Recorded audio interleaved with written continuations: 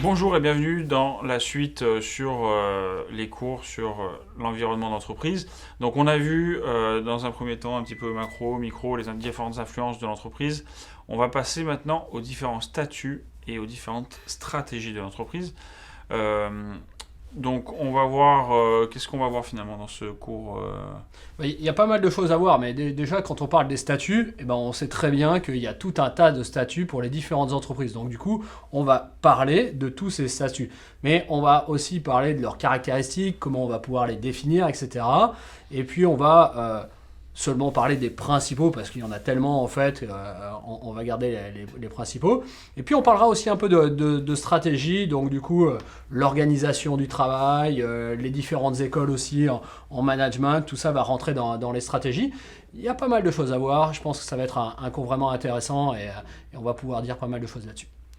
Oui, effectivement, ça va être sympa de voir un petit peu, rappeler les différents statuts stratégiques, donc que vous puissiez identifier les différents statuts d'entreprise, euh, voir un petit peu les différents avantages et inconvénients de chacun, et ensuite de voir l'impact de tout ça, mais aussi de l'impact au niveau organisationnel des entreprises.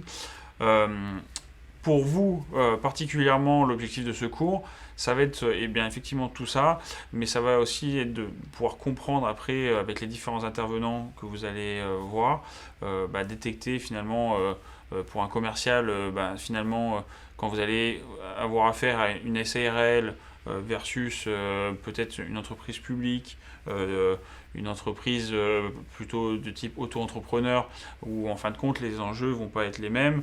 Et voilà, forcément, il va falloir que vous adaptiez votre discours en fonction de tout ça.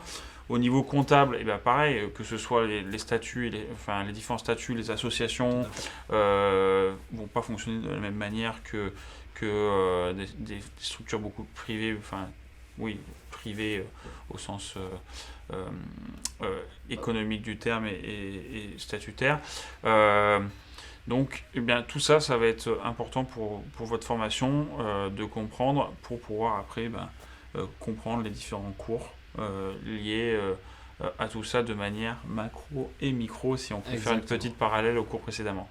Donc, on vous retrouve dans le prochain chapitre sur les différentes caractéristiques des entreprises et des statuts.